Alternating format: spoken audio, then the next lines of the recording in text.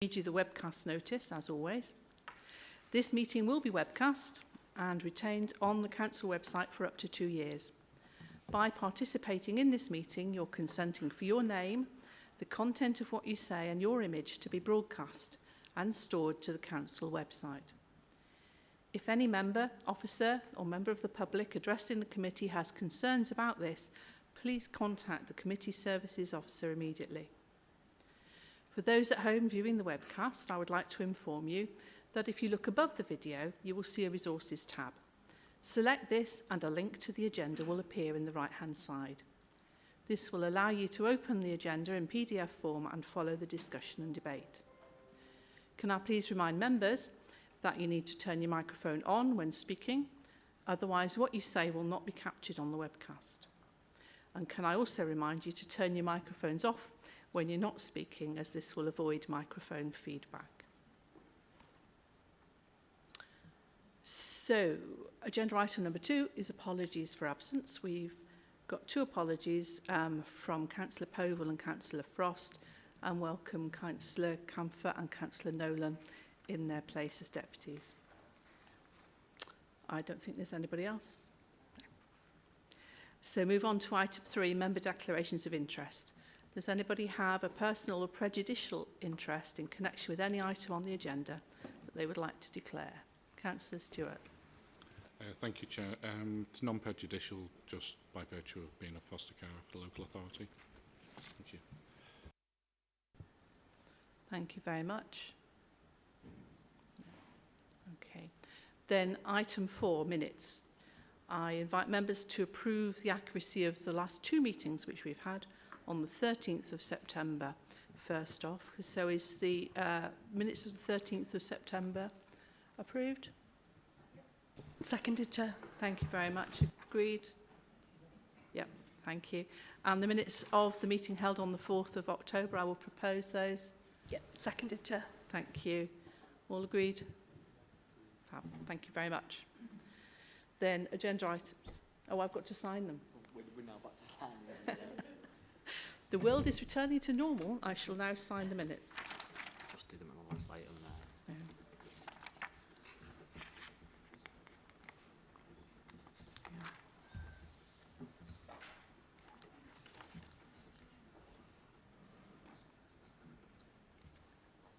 Thank you very much.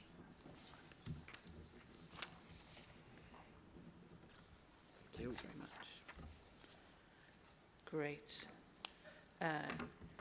Item number 5, public statements, questions and petitions. We haven't had any of those. So we move on to item 6, procurement of services to enable and assist young people to participation in employment, education and training. And thank you to Paul Smith, who is the Head of Service for Integrated Learning, Skills and Employment, who's going to present the report.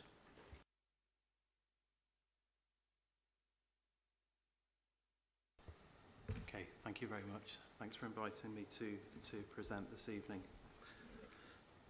Right, so first of 2 reports around the theme of NEET. Children not in employment, education and training. Before I start, during this week of, which is Care Leavers Week, I also wanted to mention that you'd be interested to hear that as of this evening, 62% of our young people are in employment, education and training, which is a record number for Wirral and outstanding work, I believe, from council officers and support services. So a very positive start to this evening for me. So procurement of services. The report I'm requesting from the committee to provide delegated authority to the Director of Children, Families and Education to enter into a partnership service delivery contract with Halton Council, Knowsley Metropolitan Borough Council and an approved service provider following a commissioning activity. So, the highlights from the report, I've illustrated in there that as a local authority, we have traditionally commissioned our support services for young people not in employment, education or training.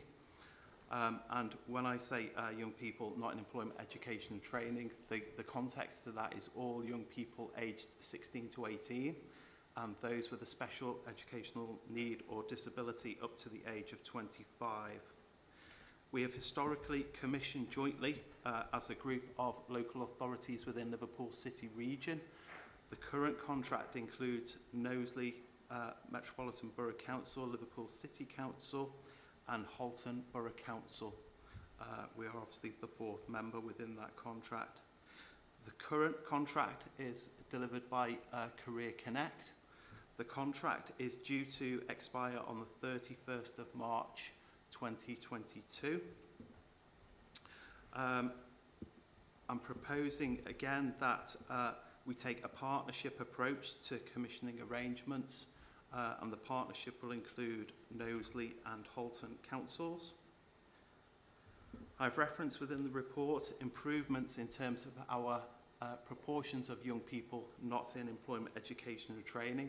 So the proportion of those children has reduced over time.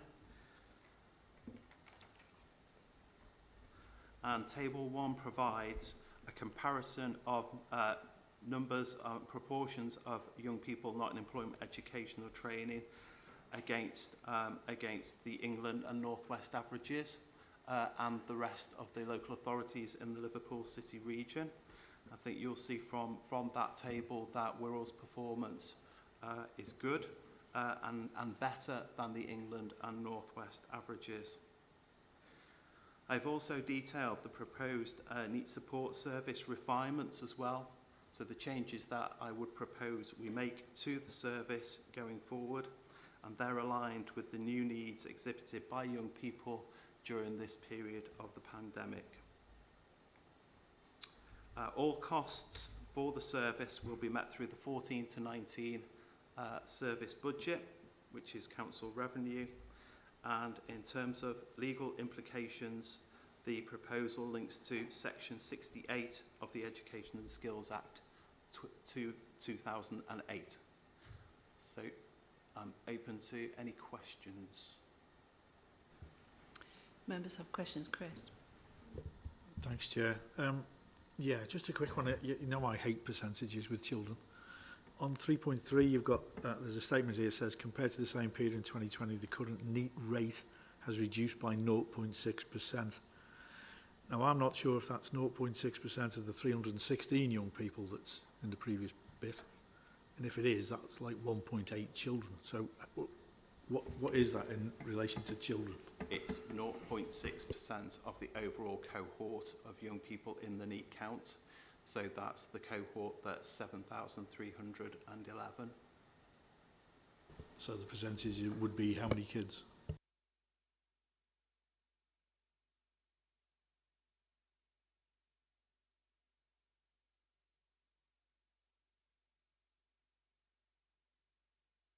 Councillor Brennan.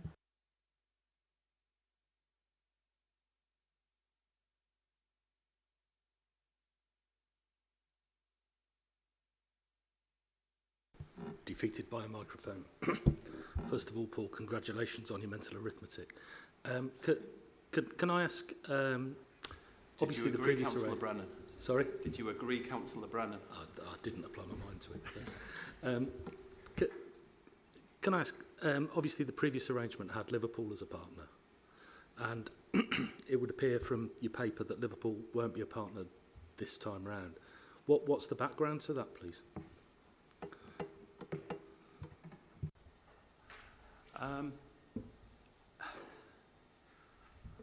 Liverpool have taken a decision to move away from the partnership arrangement. They're wanting to test and trial new approaches to engaging and reducing their proportions of young people not in employment, education or training.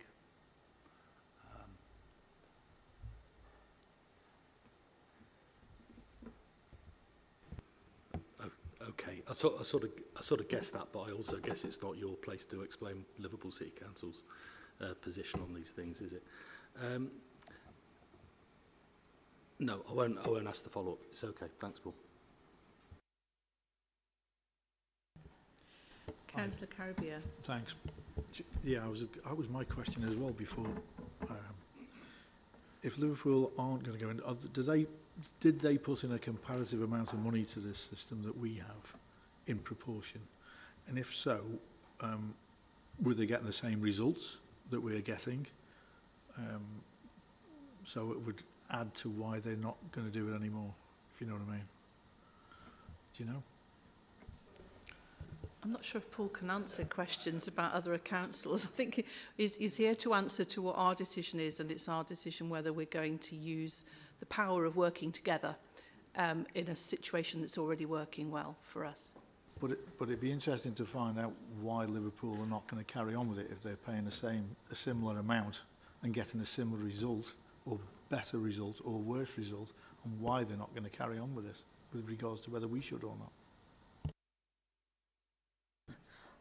I think, Chair, we do need to judge this arrangement. We need to judge it carefully, but we need to judge it on the value to Wirral children.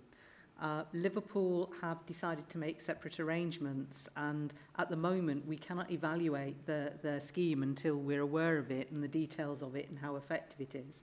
So we are left with either making a decision to go ahead with the partnership we have, which has delivered good value and we believe will be productive for our children and young people, or actually drawing back and hoping that Liverpool can provide a model that's better.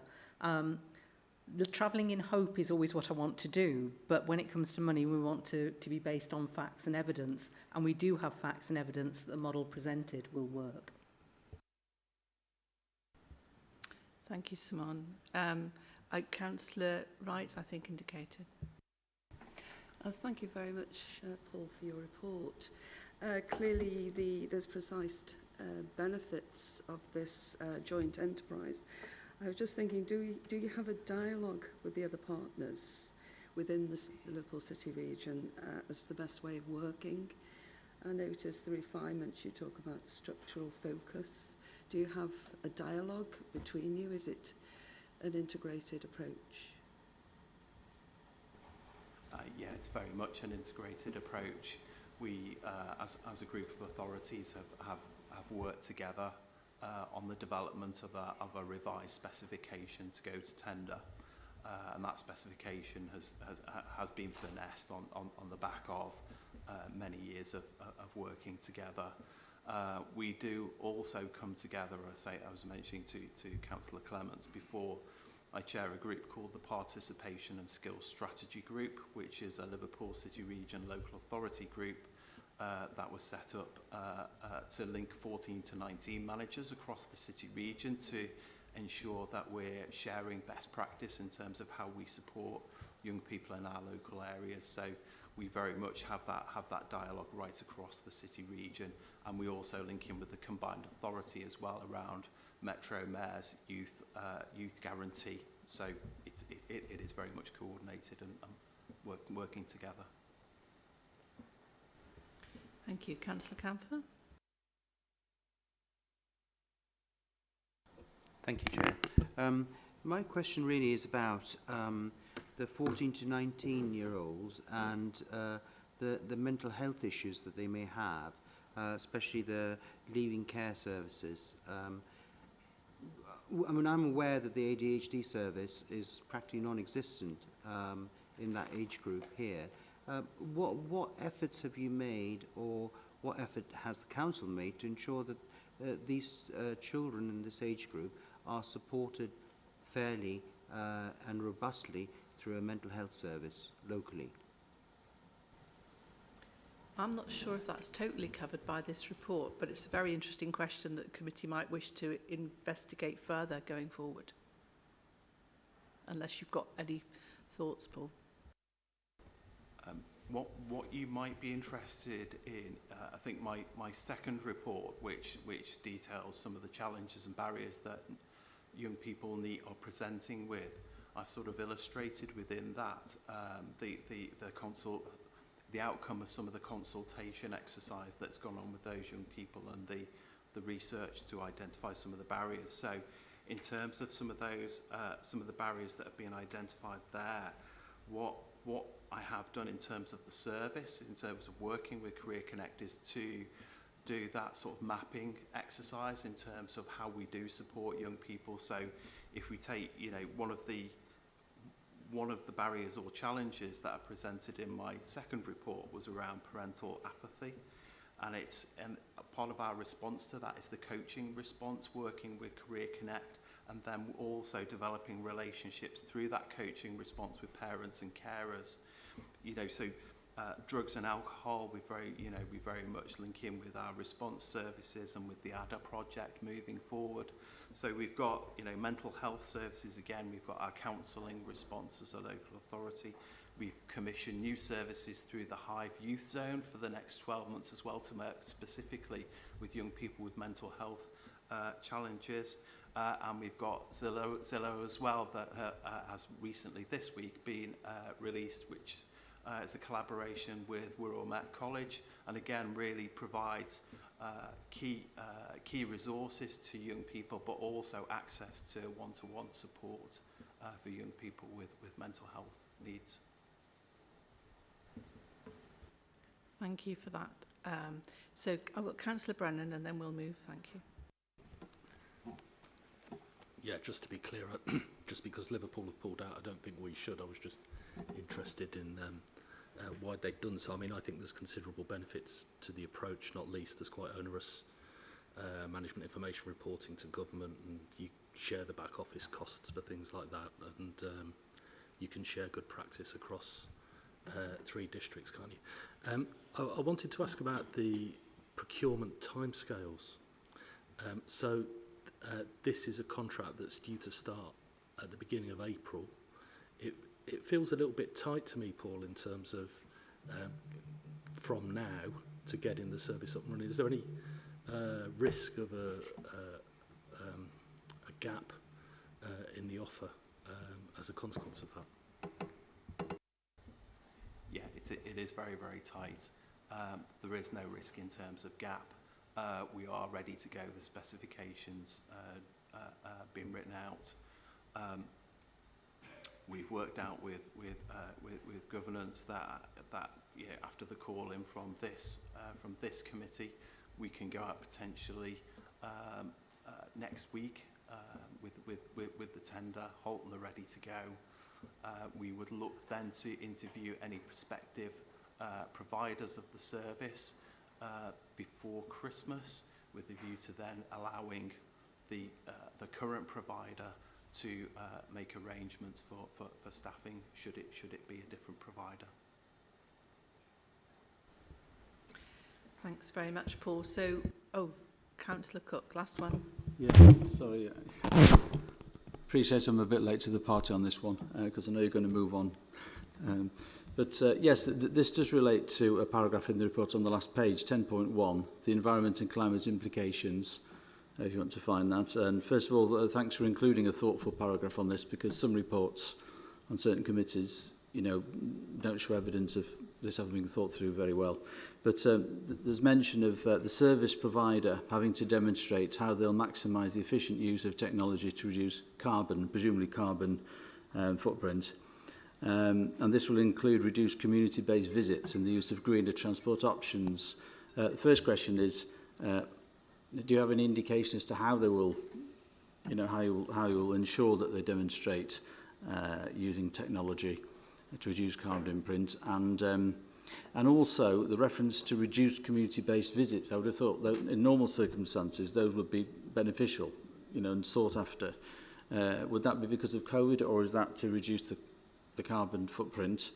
Because if we're using greener transport options, that might be walking, busing, you know, busing it, cycling as well. So those are the 2 questions really. Thanks. Yeah, I think in terms of reducing the community-based visits, then it's not that we'd want to reduce the number of visits. We'd want the provider to look at alternative means and transport arrangements for those visits. I think during this period of the pandemic, there's definitely no way that we would want any reduction in the number of home-based visits, particularly for our more vulnerable young people. So yeah, we'd be looking for the provider in our tender specification to be able to demonstrate how they would work or how they would provide transport options or greener transport options.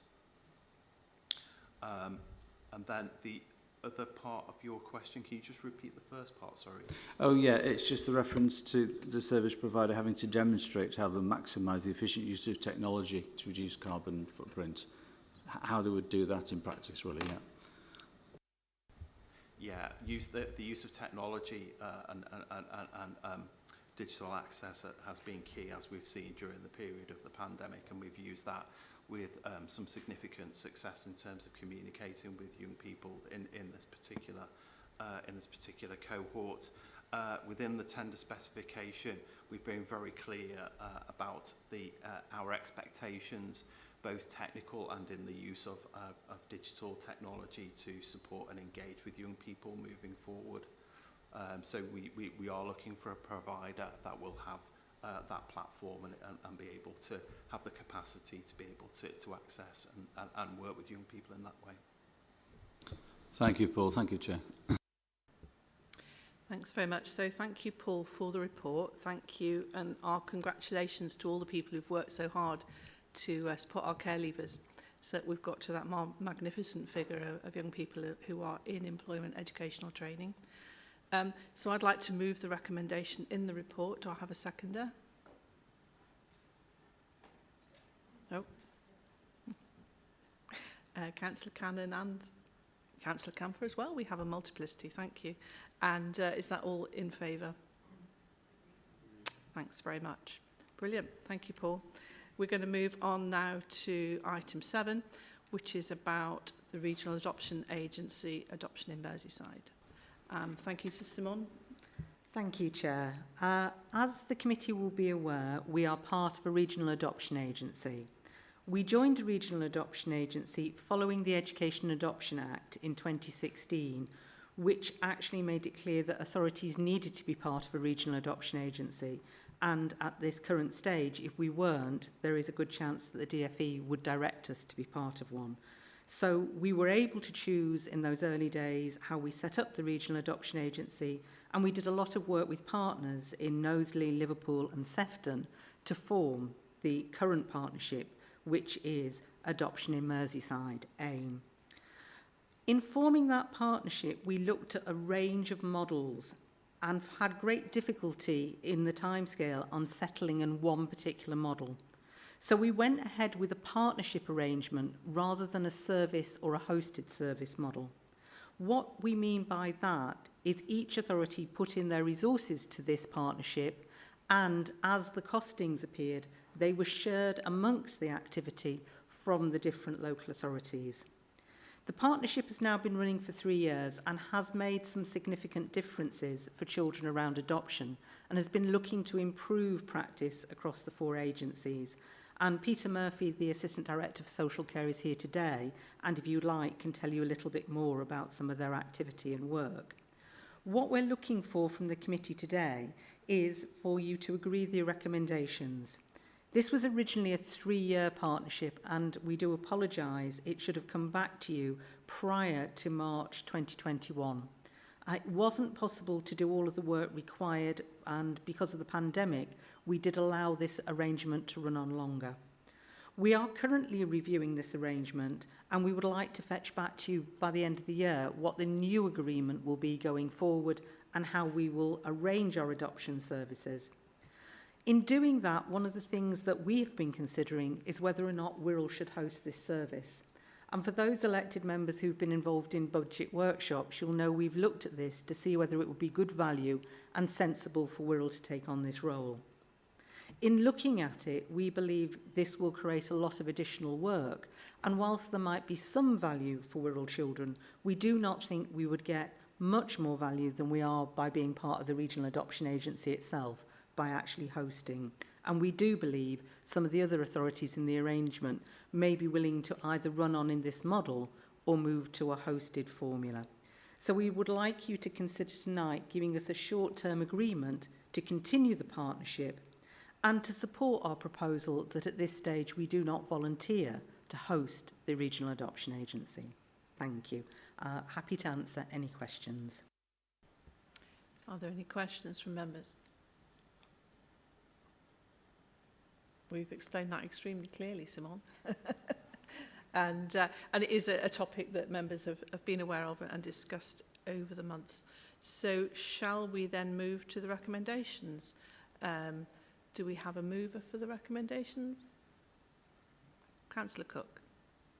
We have a seconder for the recommendations.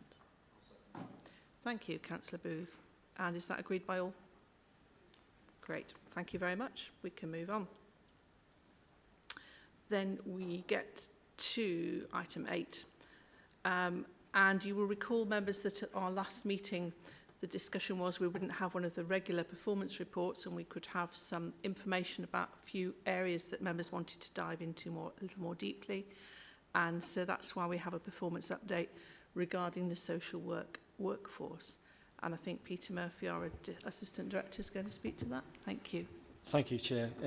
This report obviously was requested by the committee and provides an update as regards to the position in relation to the children's social workforce. Excuse me. In terms of excuse me, in terms of the background context of this report, this is covered in section 3. What I would start by saying is that Children's Services have had a successful workforce strategy in place for several years that recognises staff as its most important asset. This has helped to deliver a largely permanent, motivated and skilled workforce that has supported service improvement and what has been delivered to children and families. The next steps is building on the strengths that already exist within the workforce and what is happening to ensure that services is suitably equipped to deal with the challenges ahead. As outlined in paragraph 3.1, a significant number of councils in England are facing issues of workforce instability. This isn't necessarily because of a national shortage of social workers, it's also due to changes in the labour market and how new social workers develop their careers. Since 2016, Children's Services in Wirral has been successful in working towards a stable workforce. It has been able to establish itself as a good employer for social workers. The service has a good reputation with students, universities and newly qualified social workers are complimentary about training and support. We have been able to attract a combination of inexperienced and experienced social workers to our services here in Wirral. As highlighted in paragraph 3.4, we have seen beginning to emerge post-lockdown, and this has been seen nationally, regionally and nationally, is instability amongst the workforce. This includes difficulties in recruitment, retention issues with social workers taking decisions to leave. These can sometimes be seen as delayed decisions that were deferred during lockdown and now they are seeking new opportunities. An increase in staff absence rates is also causing some instability, and this is being seen in other professions. These may be due to personal circumstances or new agile working arrangements as part of working arrangements, and also as regards to the consequence of obviously people working being of the consequence of lockdown arrangements and people being at home for the last 18 months and with their liberties severely restricted. In terms of our social work staffing position, the table below paragraph 3.7 shows the current vacancy rate is just below 28%. This has seen just a slight increase of over 6% in the last 12 months. There are a small number of vacancies covered by non-qualified staff, as explained in the report, with the remainder covered by agency social workers. I think it highlights later on in the report that we're just operating with over 40 social workers across the service. The use of agency staff is as said, covered later on in the report. Whilst reporting vacancies, most of these posts are being covered. In current vacancies and transferring work into project teams, such as we've got a social worker in schools project and Cradle to Career. This has enabled the service to be operating within caseloads that remain below 15 per full-time equivalent. In my experience, even in children's services judged to be good, caseloads are higher than what we are currently reporting here in Wirral. In terms of our recruitment and retention, this is referred to in paragraph 3.8. Apologies, in paragraph 3.9, I refer to starters and leavers as 36 and 39, where we read table figure point 2. This refers to 32 and 36, which is the correct figure. In completing the exit interviews, what we do know about why our staff have left, it's about timing and post-lockdown and it's making those delayed decisions. Staff seeking progression and developing some new opportunities elsewhere.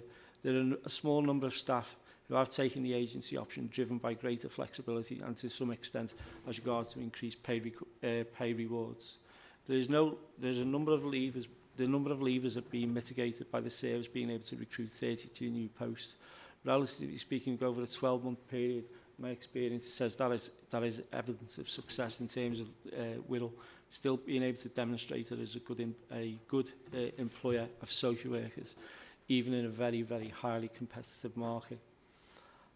As highlighted in paragraph 3.11, as part of our recruitment plan, there have been several new initiatives alongside traditional ways of doing things.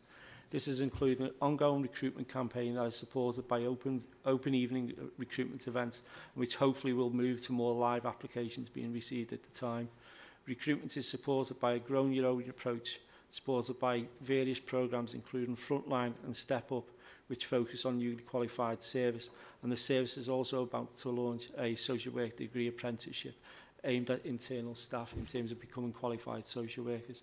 These will all help form our social work strategy and sufficiency strategy to ensure that we have sufficient numbers of social workers in children's services. We anticipate that recruitment and retention will always be a key challenge and something we will always need to prioritise. In our efforts to recruit social workers, we need to make sure they are of a calibre we want working in Wirral and reflect the overall workforce strategy.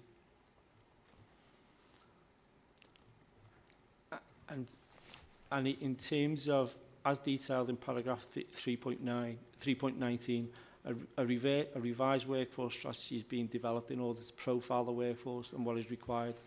As I said at the beginning, this is to help build on what currently exists to deal with the changing context and to plan for the next 2 or 3 years.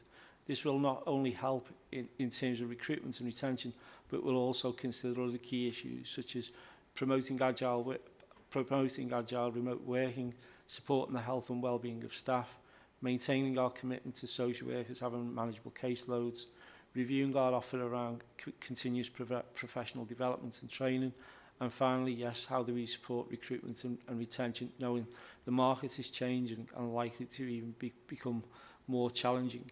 What we want the workforce strategy to deliver is that stable, experienced, motivated and skilled workforce that can help deliver good outcomes for children and families living in the borough. Thank you, Chair, and I'm happy to take any comments or questions. Thank you for the report, Peter. It's very, very interesting because we all know how important it is for children and young people to have stability and to have social workers who stay with them. And it's evident that a great deal of work's been done to do that, but maybe the pandemic has just made everything a bit lumpy. Would that be fair to say? That maybe what might have been a more gradual drift has happened in lumps. Yeah. I think I would agree with that, Chair. What we saw at the beginning of the pandemic was we saw a lot of people actually wanting to come and work in Wirral. Wirral was an organisation that was on the front foot. We had agile working equipment, we had agile working policies in place and could support staff, and we actually recruited quite well. As the lockdown has begun to ease, again, we know that there are other authorities in the North West who, for a range of reasons, are increasing significantly salaries and other offers to staff because of issues that they have. That, of course, puts tension on local staff. But we have been able to keep a high number of our staff, and where staff have moved, they have moved quite a number of them within Wirral to projects or other teams in Wirral to increase their experience, which is quite good. The latest comparable figures that I have, just to give you an indication of where Wirral caseloads lie, are for the statistical neighbours.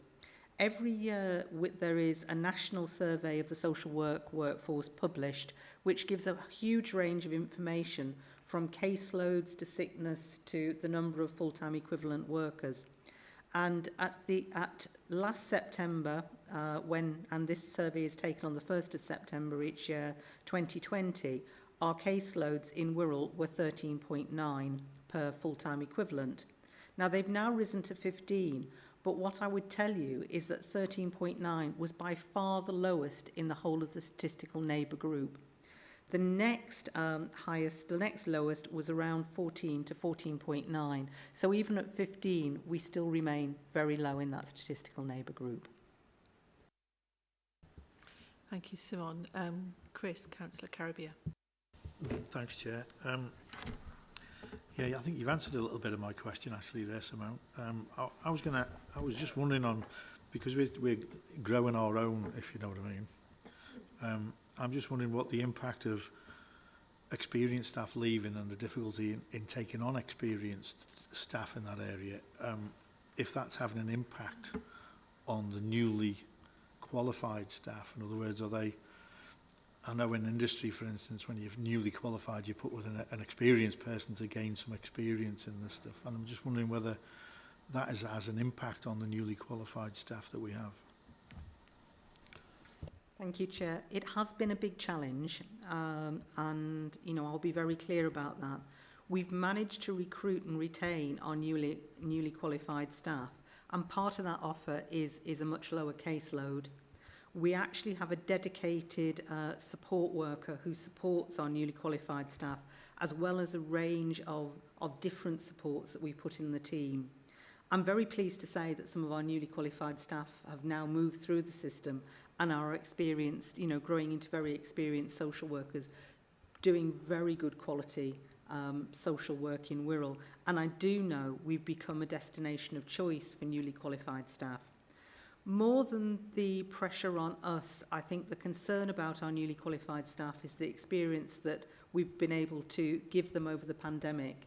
Because again, being in the office, being supported by your colleagues, learning from the person next to you is a very important experience as you're becoming a more experienced social worker.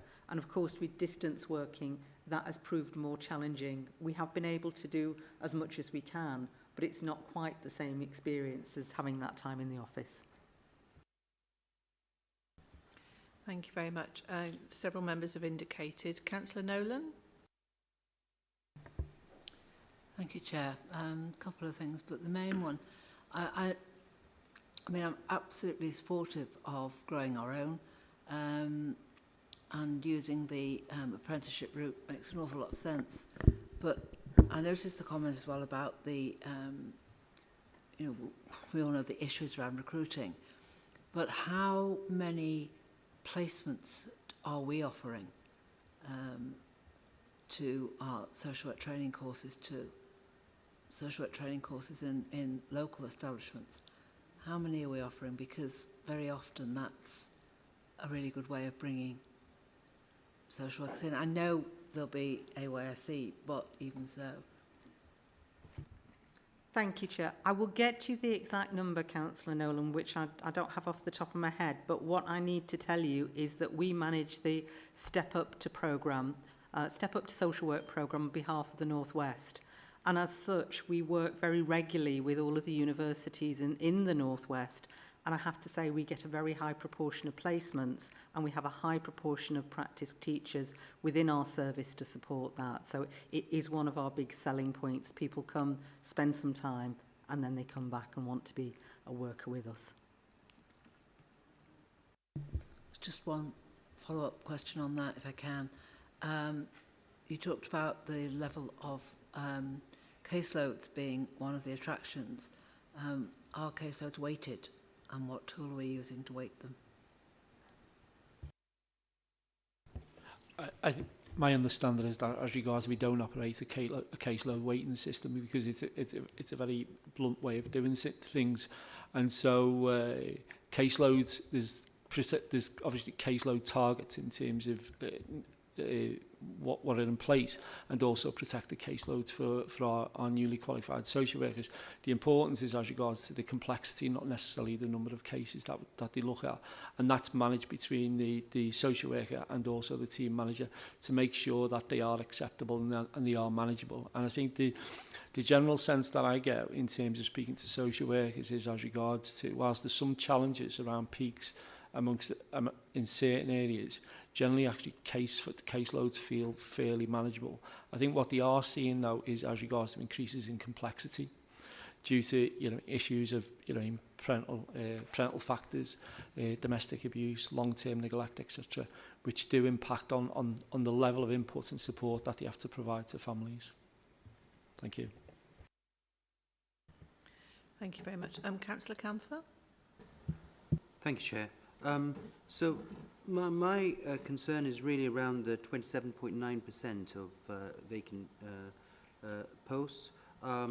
And I gather some of them are going to be filled in by the family support worker, and I just wondered how well skilled and knowledgeable and supported they were in the role that they are providing, especially when you consider that some of the children that they're looking after are vulnerable, are on the safeguarding register or looked after register, and so on and so forth.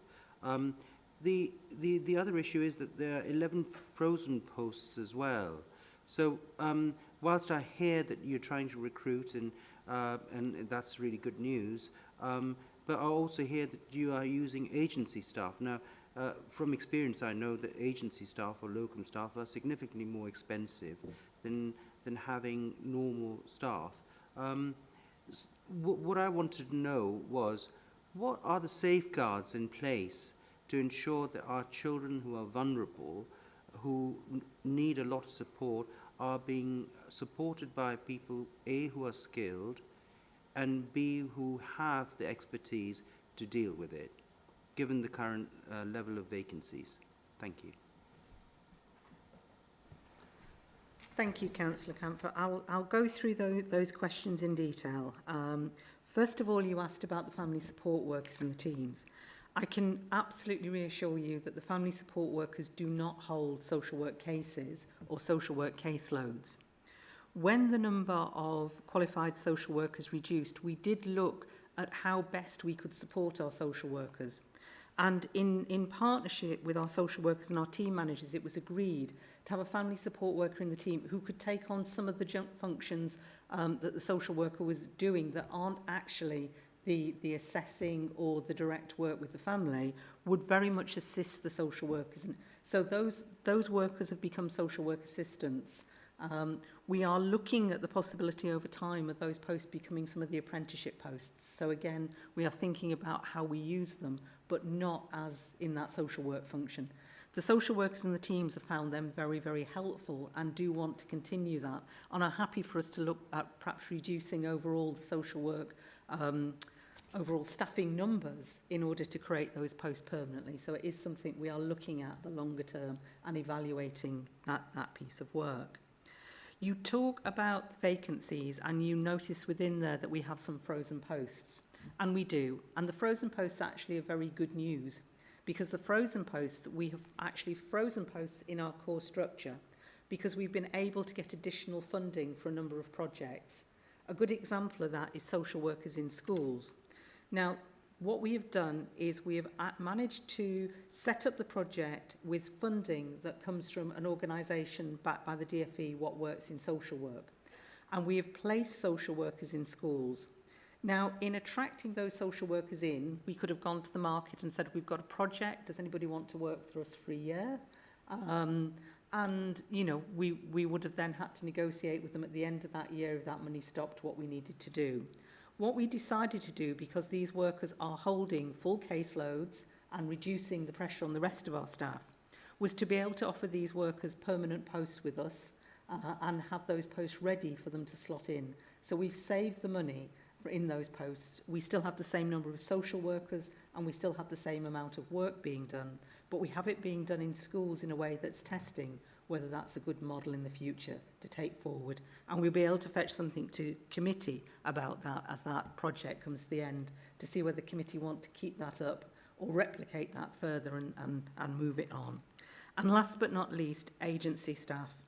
It is a big challenge for all social work departments at the moment across the country, and particularly in the Northwest around agency staff. It has become for some workers an actual working lifestyle choice. And I know this because I took on a piece of work for the Northwest in surveying the workforce right across the North West in all the different authorities to try and understand why some workers chose to work for local authorities and some workers chose to work for agencies. What became very clear is that it was an active choice. Those workers that chose to work for local authorities wanted the security that brought. They wanted the pension schemes, they wanted the holidays, they wanted that certainty about their future. The workers who chose to work for agencies were at different points in their lives and could choose to have the maximum amount of money per hour. They actually enjoyed and wanted that flexibility. They wanted to be able to say, I want 16 weeks off in the summer. I want to work in this way. And we're making that an active lifestyle choice. Unfortunately, that has meant that it's difficult for us at the moment, and I have tried to find a way of finding a contract that is appropriate, that we could offer those people in a flexible way to attract them into a local authority setting. I'm still working on that with legal and others. If we can find a way that is fair and equitable to our workers who choose the benefits and the contracts and security that working for a local authority gives, but offer it in a flexible way which allows people to make some of those choices and allows us to employ those people, I will choose to do that. But as so far, we've not been able to match that.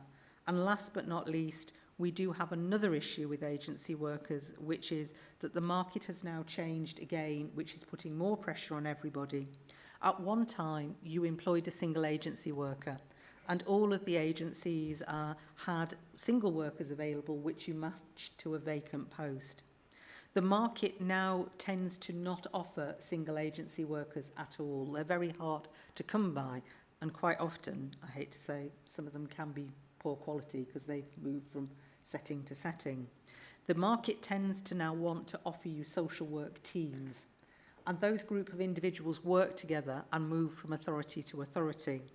I think it's probably a workshop at some time and a whole debate about the changing role of the social work workforce and how we, as an employer, really begin to compete with that. But I can assure you that we're having those discussions in the Liverpool City region, and, you know, possibly we need to volunteer and step up to do some more work, particularly with our work around recruiting new social workers, to see if there's anything else we can do to really make working for local authorities very attractive and somewhere that people want to stop, not move on to these other arrangements.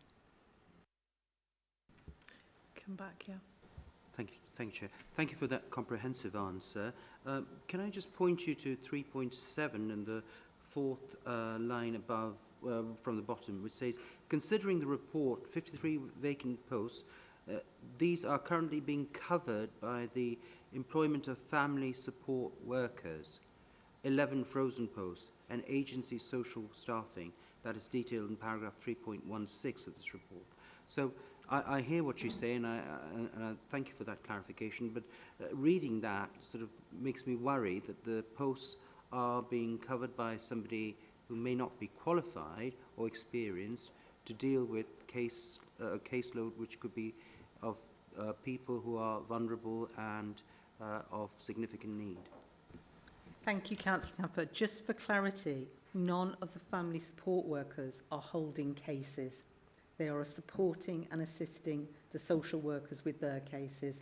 So when we look at the caseload numbers, it doesn't include the family support workers, but we have put them in as an extra support into our teams to assist our social workers. Thank you very much. Councillor Collinson. Thanks, Chair.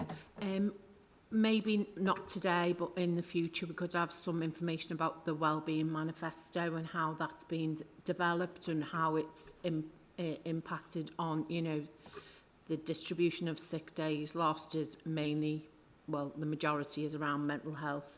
So I'd really like to know a bit more about what your aims are of that manifesto, what it looks like and what impact it has on the workforce. Thanks for that. Thank you, that's a really good point. I've got Councillor Stewart, if I may, and then I'll come back to you, Councillor Nolan. Thanks, Chair. I've got a few questions and a comment, if that's okay. I won't pause for each question, so if you can just take notes. So just with reference to the comment about recruiting the right people, earlier. I just wondered whether you'd be able to whether you're able to tell us how many people have been interviewed and, subsequently then sort of not offered a job afterwards, because that might just put a different sort of light onto how many people are seeking to want to be employed here.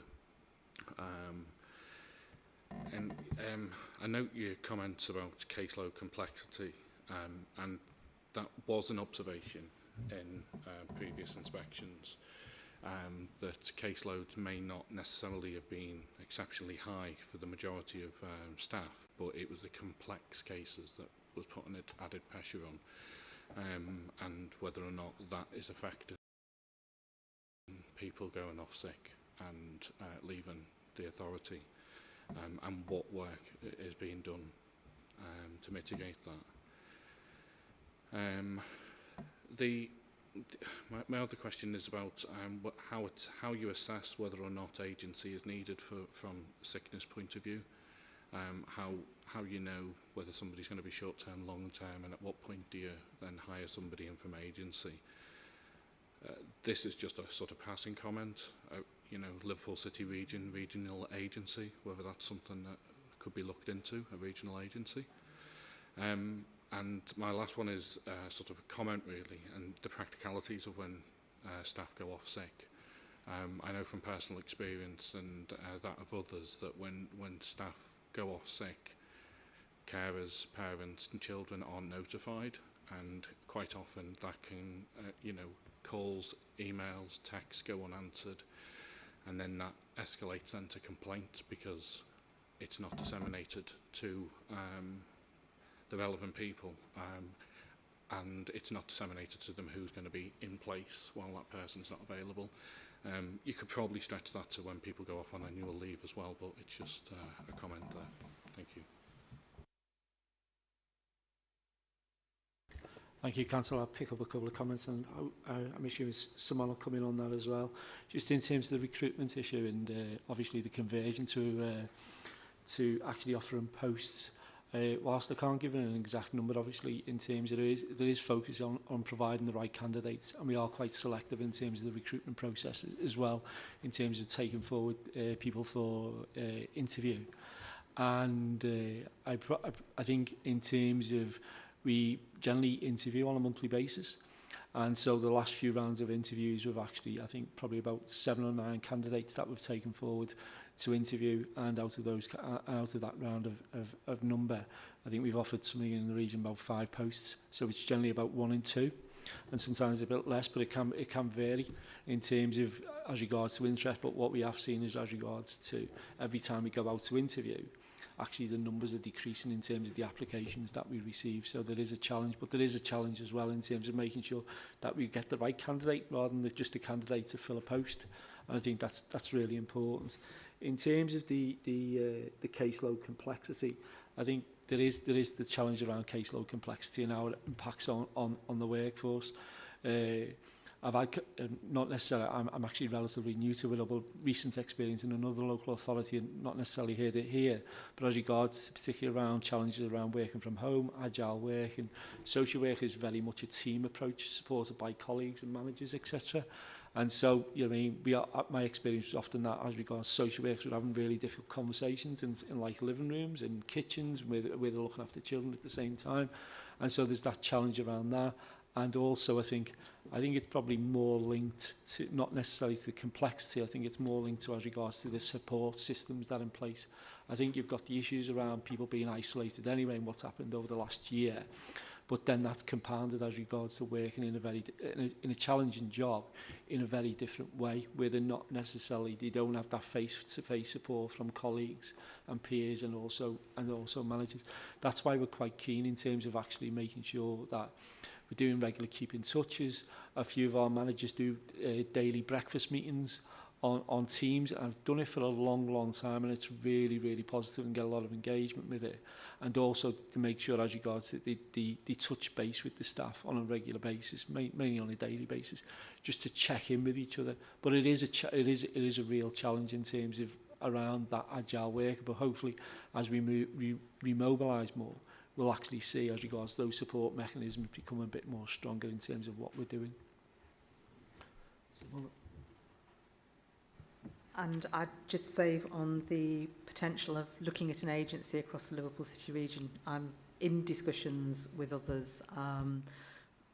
We need to look at how and when we do that, and hence my comments before about in discussion with our legal about what sort of contract we could give people and how we would make that work in the things that those who choose agency as a career choice but are good workers actually want. Okay, thank you very much. And Councillor Nolan? Thanks, Chair. It's just around sickness levels that concern me. What we're looking at here is sickness levels that are 50% higher than the rest of the authority. That's concerning. There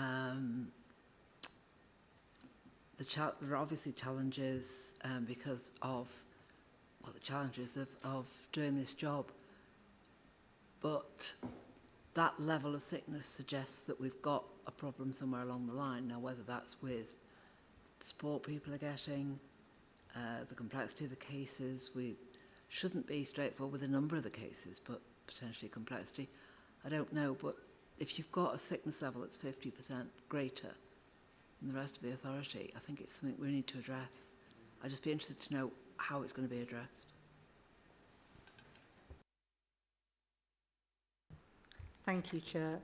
It is something that has been a feature of children's social care as long as I've been here, is significantly higher sickness levels than the rest of the authority. The main reason for our sickness is long-term sickness and does relate to mental health.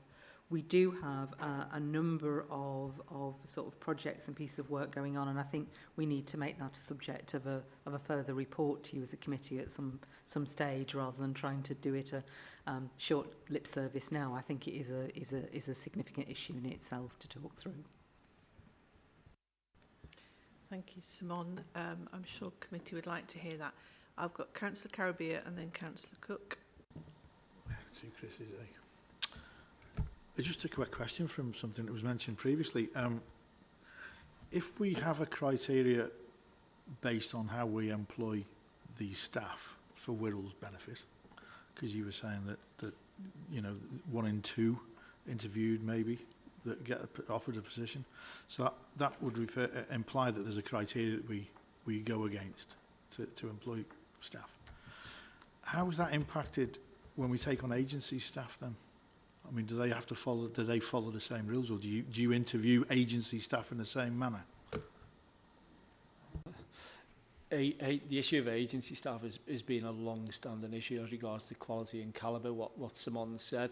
What you normally find is that through your local networks, actually you know who the good agency staff are and the ones that you need to steer clear of.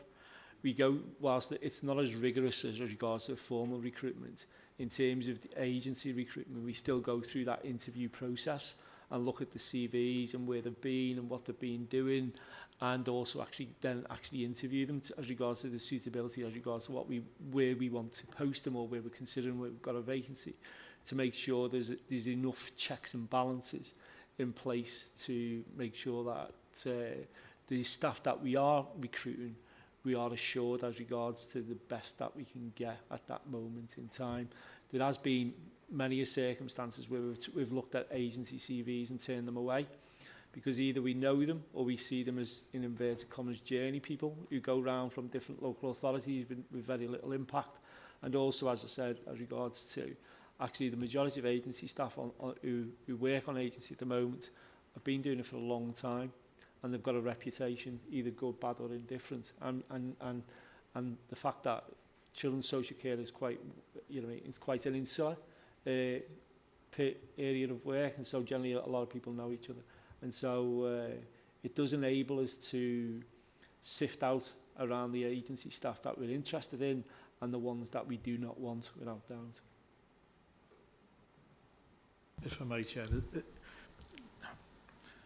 I accept what you're saying as a reasonable answer, but I'm just wondering whether, if the number of agency staff are limited, and we're desperate for staff, does that mean there's a possibility we could be taking on staff of a lesser quality than we would like? And if so, is there any way we can ascertain whether that's the case or not? If I can pick that one up, Chair, what I would say to you, and this is from bitter experience, taking on a member of staff to do a social work job who isn't the right person, who doesn't have the skills, is actually more damaging to the individuals, the service and everyone than actually saying to the staff in service, would you mind holding an extra couple of cases each? Our caseloads are low.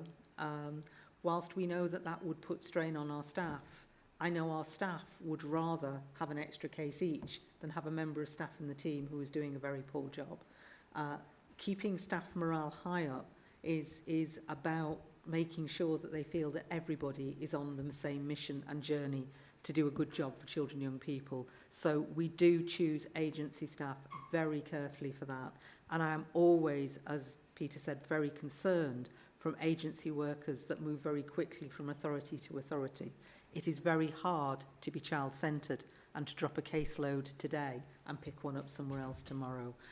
I'm sure anybody who's had an experience of social workers would say good social workers deal with the children first and then they do what else they need to do. So it's very obvious quite often from how agency workers have worked, how long they've been there, and when they talk about what they've done with their cases as they've moved on, to understand how that workers' philosophies fit in with their day-to-day work. And of course, we always take up references.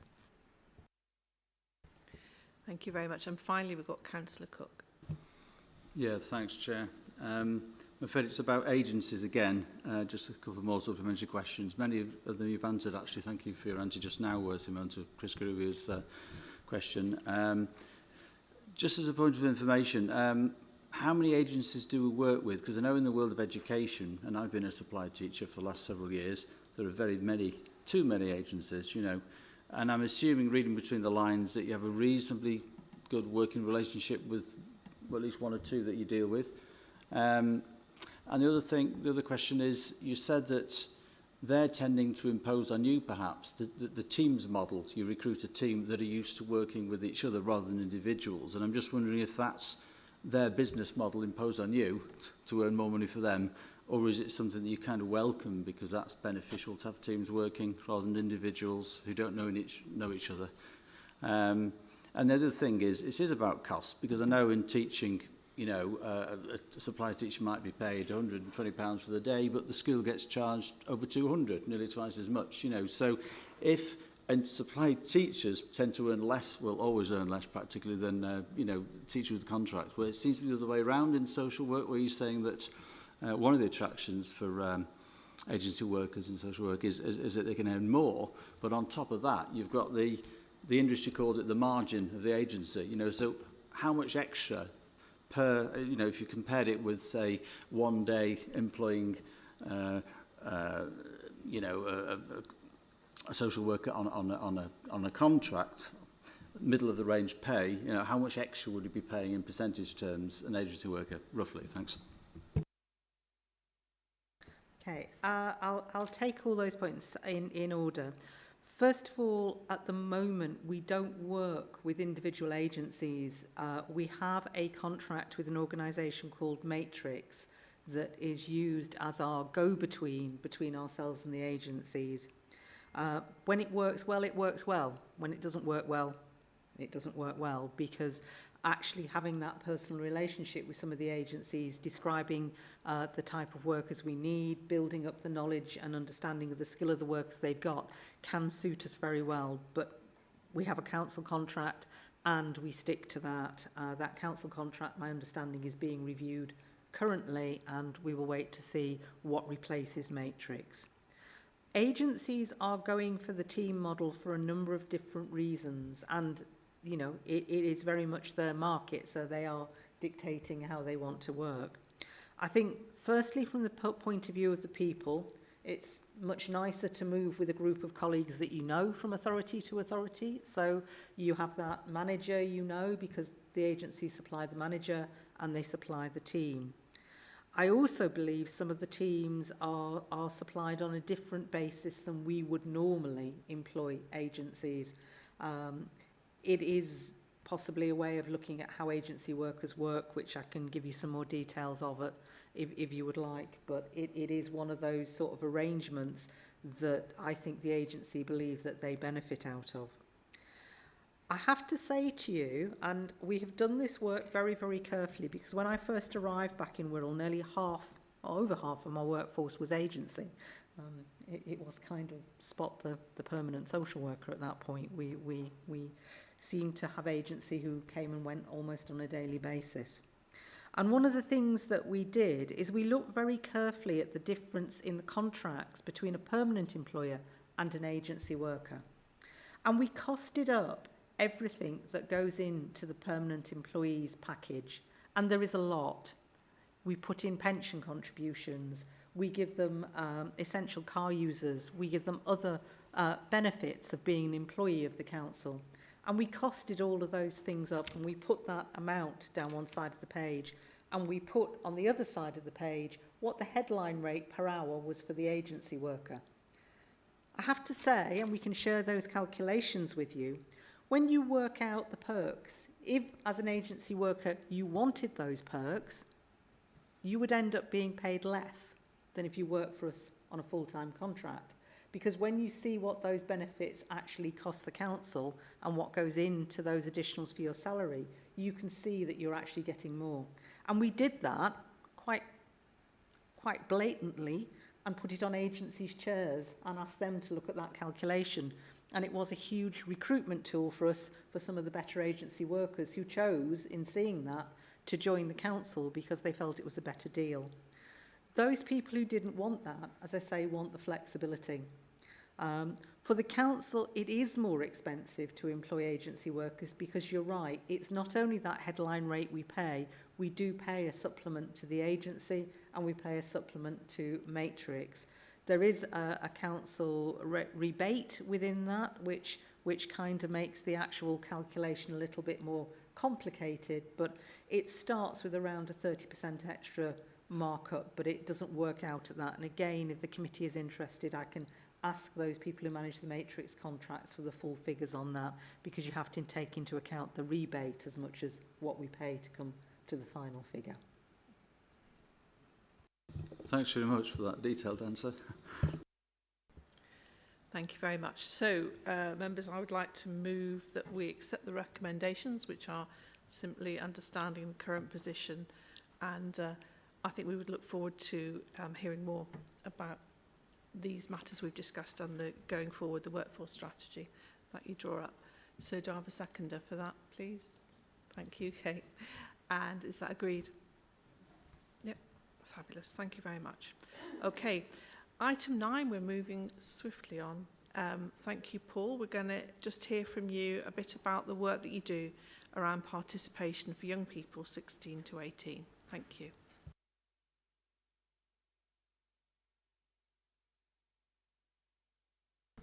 Okay, part 2. Right. So, yeah, the report is just for information purposes for committee. And it is an overview of post-16 participation, looking at specific aspects of employment, education and training, and those figures again for young people that are not in employment, education or training. So in terms of the key points that I'd like to make you aware of as we go through the report, is that participation has remained high at 95%. The 2020 September guarantee process as well, which is about, it's a key performance indicator of the council for us to ensure that all young people leaving full-time compulsory education year 11 and those in year 12 have an appropriate offer of a place in education, employment or training. The proportions of those young people that had an appropriate offer back in September 2020 was 97.1, which was the best performance we've had for the local authority. Table 1 in the report as well illustrates a 0.1% increase in young people not in employment, education or training, and that's between March 2018 and March 2021. But that's against the backdrop of a reduction of a whole 1% in terms of young people not known. So we've got much more robust information around what young people are doing within our local authority area. Councillor Carabia, for your information around percentages, the NEET group in March 2021 was 274 young people. And for context, the 0.1% is around about 7 young people in terms of that change. So Table 2 provides a little bit more forensic detail in terms of participation and the overall mix and balance of provisions that young people have accessed in terms of employment, education and training has changed between pre-pandemic, the pre-pandemic position and our current position in the pandemic. So overall we've seen a 1% improvement in terms of participation. We've seen education in terms of our school sixth form provisions and further education provisions to shift up by 6%. In terms of young people accessing direct employment, we've seen that that's moved down to 1.2%, and apprenticeships have also reduced by 0.8% from a position in March 2020. What we have seen though are the emergence more recently of the green shoots in respect of apprenticeship participation. We are seeing that that is becoming a programme of interest now to employers, and in terms of our approach as the council and working more corporately with our partners, we've seen recruitment recently, in fact here at the Floral Pavilion. We've also been working with our corporate teams as well, working across key contracts. So for example, we've been working with the Growth Company and Morgan Sindall more recently on their social value plan, and including within that targets around apprenticeships and work experience and employment. Wirral Met College as well are also indicating currently that apprenticeship participation and employer engagement is also up. So as our key deliverer of apprenticeships, that is also a very positive indication at this moment in time. And that's all against the backdrop of our national policy, which has prioritised funding for 19 to 24-year-old workless adults, so with the Kickstart programme. And we're also competing against the changes around apprenticeships, including the shift from frameworks to standards. I've referenced as well within the report a number of key challenges and the changes in behaviours exhibited by young people that are not in the employment, education or training cohort. That information was taken very early this year, so it's quite current information, and in my last presentation I did pick off some of those areas where young people are exhibiting some key challenges for us, and how Career Connect are working to join up with partners and stakeholders to try and meet the needs of those young people, as well as our early help services within the council that are also supporting Meet Young People. Finally, I've highlighted the growing challenge as well in terms of what I've put through as inactive young people that are not in employment, education, training. That we are seeing is an increasing cohort of young people. It was a cohort of young people that I commissioned some action research about 5 years ago, when we started to see the emergence of young people not leaving their bedrooms and living lives attached to computers and Xboxes. That during the pandemic has again increased and is a matter of concern for services going forward. Within the report as well, I've also provided key links there in terms of strategies and approaches that we are taking to support our young people to enable them to access employment education and training. And some of those approaches have been much broader in terms of our engagement of partners. So DWP and our local employment hub have also provided us with support for this particular group. So I'm open to questions, please. Thank you for the report, Paul. Councillor Brennan.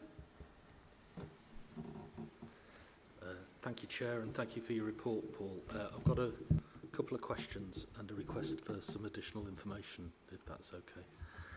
So, first of all, on your table 2,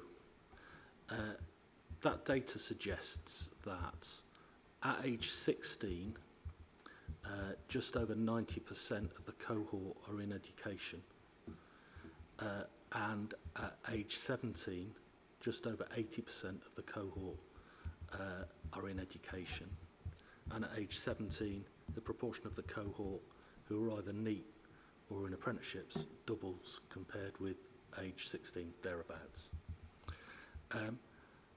That suggests to me that at ages 14 and 15 those young people could receive better information, advice and guidance than they're actually receiving, because when you've got 1 in 10 of them deciding to change education route at the end of year 12, that seems to me to be problematic, but I'd be interested in your comment on that.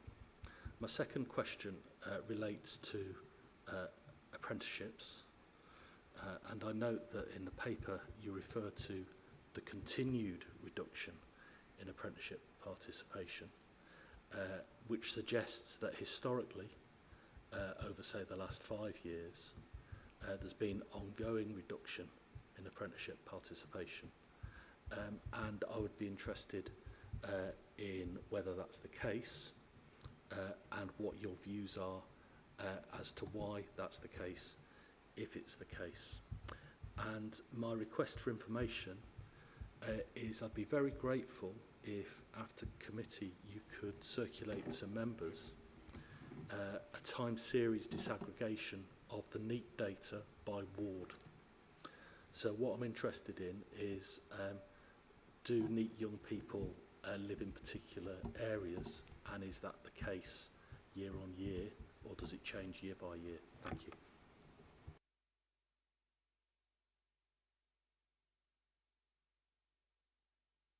Okay, thanks, Councillor Brennan. Just to pick up on your first point there, you quite rightly alluded to provision of careers information, advice and guidance to young people, particularly in Key Stage 3 and Key Stage 4 secondary education. It is an area that we are providing additional resource into, and we have done over a number of years in terms of our challenge and support for schools. So we have a dedicated careers advisor within 14 to 19 that has been working with the Careers and Enterprise Company over the last 2 years in terms of challenging schools and developing and progressing what they call their compass tool. So that's their sort of action plan, their school action plan in that area.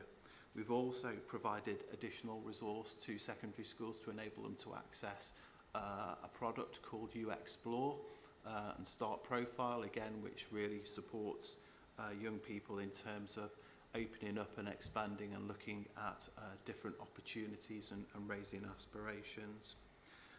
We've also put money into support into the Young Chamber programme as well through the Chamber of Commerce, which is a programme again around sort of raising aspirations by engaging local employers with young people in school. But what we I think the one area where we do struggle is around influencing and educating parents in terms of careers education. And we know that in terms of providing careers education, then parents and carers are key in terms of that agenda. And I think that is one of the key areas where we need to be able to provide more challenge and support in that particular area. I am quite hopeful with the direction of travel around Careers and Enterprise Company this year, that we will have a more robust offer.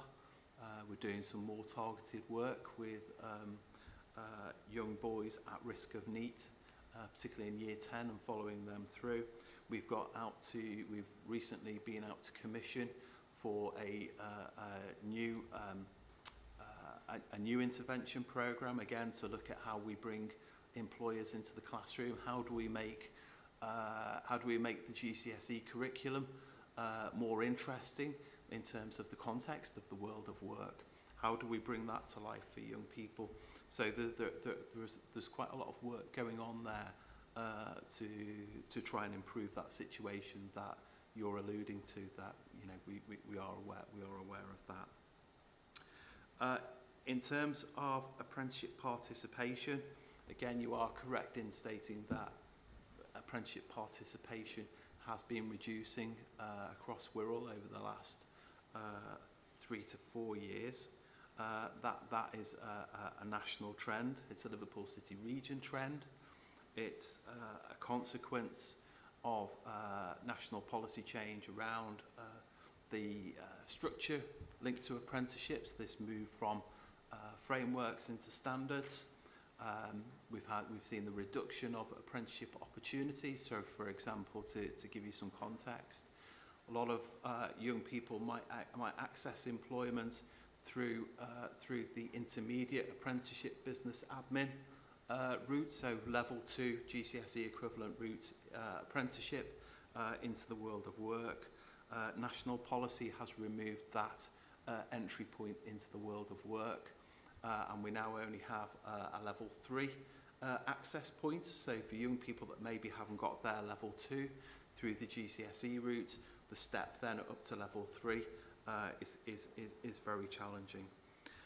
So there have been a number of changes there. More recently, we've had pandemic, we've had the recession in terms of the local economy. Again, alluded to national policy change again around the Kickstart programme and funding being channelled into that area focused on the 19 to 24 workless cohort.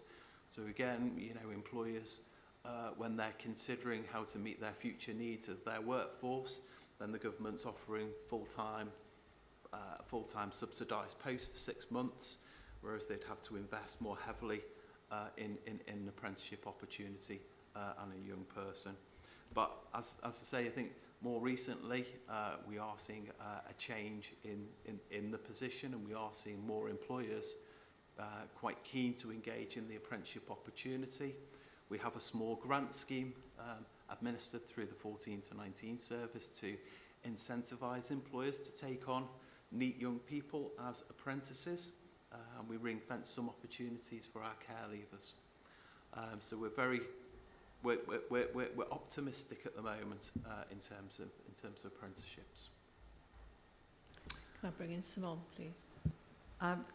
Paul, of course, is the expert in this and can tell me if I'm correct, so it's testing my knowledge. But I also believe that when our young people reach 16, if they've not obtained a GCSE in either maths or English, there is the potential that they would be encouraged to stay on a year to get that, given that that would give them much better access to a range of different apprenticeships and vocational courses. So, some of that additional number that go in at 16 and then come out at 17 is around attaining those maths and English grades to do actually what they wanted to do, rather than just a poorer choice initially. Go on then, Councillor Brennan. Sorry, just to comment on that, it's actually a requirement on the provider, whatever route the young person follows at age 16, if they haven't got GCSE maths and English, that provider should support them in securing GCSE maths and English, I think. Just on, I did ask about additional information, Paul. I don't know if you want to touch on that. Yes, I've made a note of that Councillor Brennan. and we actually provide that information into the compendium of statistics every year. So what I'll do is I'll go back and do that activity for you, and we look at the distribution of needs right across all of the Wirral wards. Yeah. I'm bound to say the Compendium of Statistics is a marvellous publication, and I just looked it up and saw the list. Thank you. Kate. Thank you, Chair. Thank you, Paul. This refers to, I think, the previous report as well, going on to our young people with SEND and your support up to 25. I think we may have discussed this in previous years at committee, that it's not obviously broken down into that group. But I think, especially with discussing the level 3 requirements for apprenticeships, I mean, how many of our young people with SEND do we get on to those programmes for further education, and how many are kind of do become those neat children that we don't know about, that just sort of stay at home with parents in wheelchairs without that opportunity for education and apprenticeships. And I think I remember when Councillor Spore was here, I think she commented on that as well, working on programmes in Liverpool. And I think obviously it isn't broken down that far, and I'm not suggesting trying to give you some more work at all, but I think if that is on that compendium, I will go and look, because I think that's really important for this committee to know how we're supporting those children up to the age 25. Whether that actually coincides with our all-age disability service, I'm not sure, but I think a bit more information, if you have it to hand, would be really useful. Thank you. Yeah, I can provide further information around our young people that participate in our special educational needs and disabilities. In terms of the percentage in that cohort that are 19 to 24, it is significantly more than the 16 to 18 cohort that would be neat. What we do, what we've been doing with Wirral Met College is working around their supported internship programme as an entry route into employment and then on to apprenticeships. So we do have a very successful internship programme. So to access the internship programme, you have to be a young person with an education healthcare plan. And part of that programme is, it's a 12-month, it's an academic year programme. And part of that programme is extended work experience. So the young person will develop their employability skills at the college, but then spend, so they may do 1 or 2 days at the college doing employability, and then they will then move on to their extended work placement. And we found that we monitor the impact of that provision in terms of the progression and transition into employment and apprenticeships, and the sustainment of those opportunities. And in fact, I have a young man within my lifelong learning service that came through that route, and that's been really beneficial for our service. But that is the sort of preferred route, I think, into employment and apprenticeships for young people with special educational needs and disabilities. Thank you very much. Councillor Collinson, thank you. Thanks, Chair. I just wanted to support what you were saying about that supportive internship.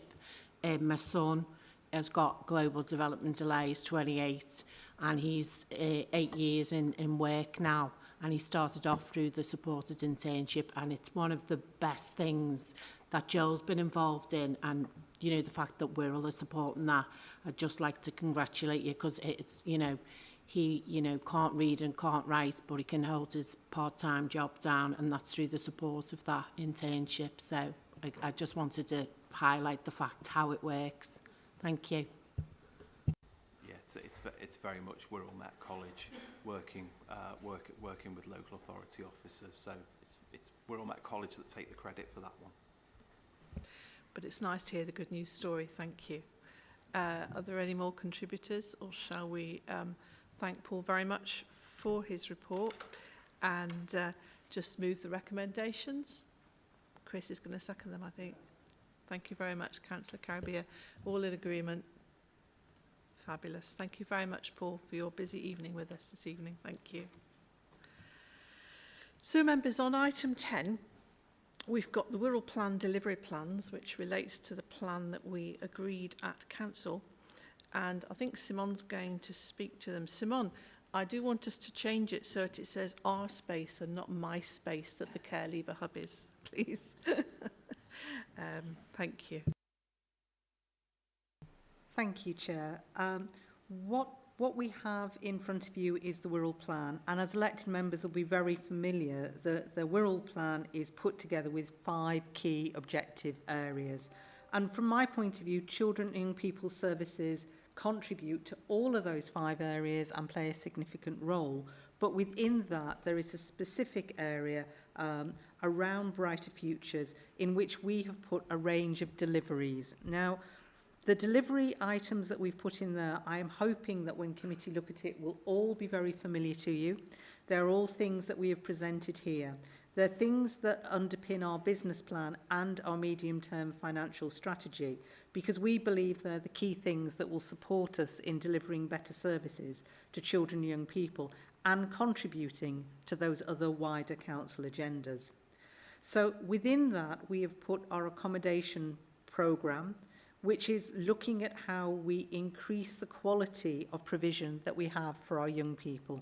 And there's a range of initiatives which, again, elected members will be very well aware of that sit under that work stream. We've put within here our work around prevention and early help, because we think this is one of the ways where we can really contribute not only to brighter futures for children and young people, but part of that economic growth, that revitalising people in Wirral, re-engaging those people to be part of that recovery programme and to be a part of a prosperous community. And last but not least on that agenda, we've put our school improvement and school sufficiency. We know there are many, many challenges in education and raising standards and supporting some of our most vulnerable, but we believe in having really high quality schools in the right areas in the right way. And we believe when we get that basic right, it will support many of the more ambitious agendas we've got for our children and young people.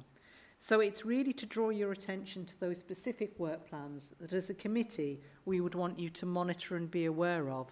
But again, to stress, I believe that they contribute to that wider plan, and in each of the other areas we will be wanting to contribute and ensure also that children, young people and families have a voice in how those things develop. Thank you. I'm happy to take any questions. Thank you very much. Does any member have anything they wish to raise? Chris? I was just going to mention the one that really sticks out for me that I'm really keen to see successfully reach is the Breaking the Cycle programme.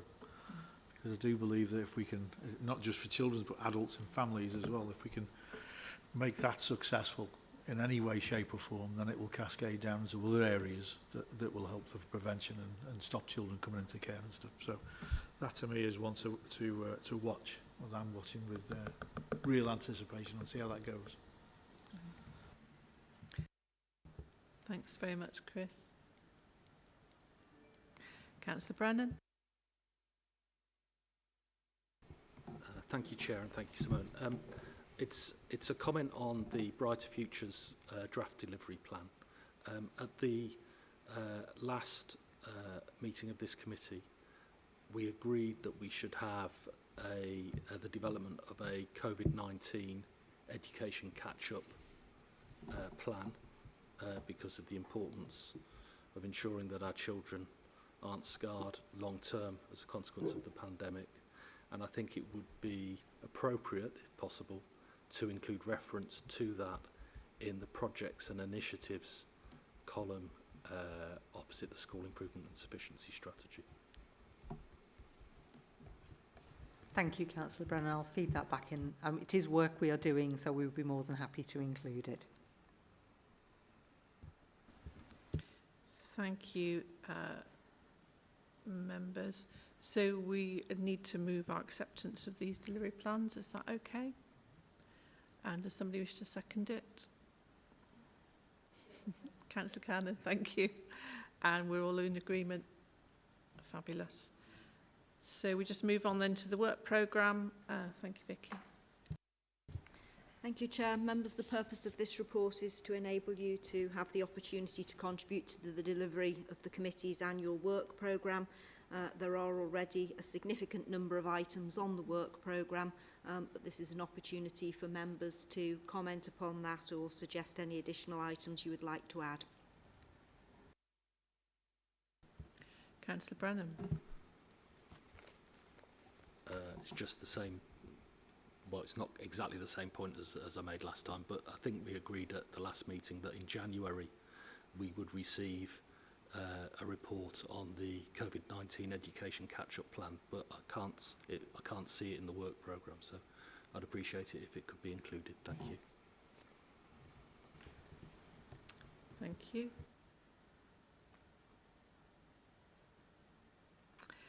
And with that, it's a dynamic plan, so as we move forward, if members have other things that are a concern or arise, then we can consider putting those in as well. But otherwise, I will move that we accept the plan that's there with that addition. Thank you. Everybody's nodding at me. So somebody's going to, yeah, Councillor Caribbean is going to second it, so we're all in agreement because you've all nodded. Thank you very much indeed. So members, thank you very much for your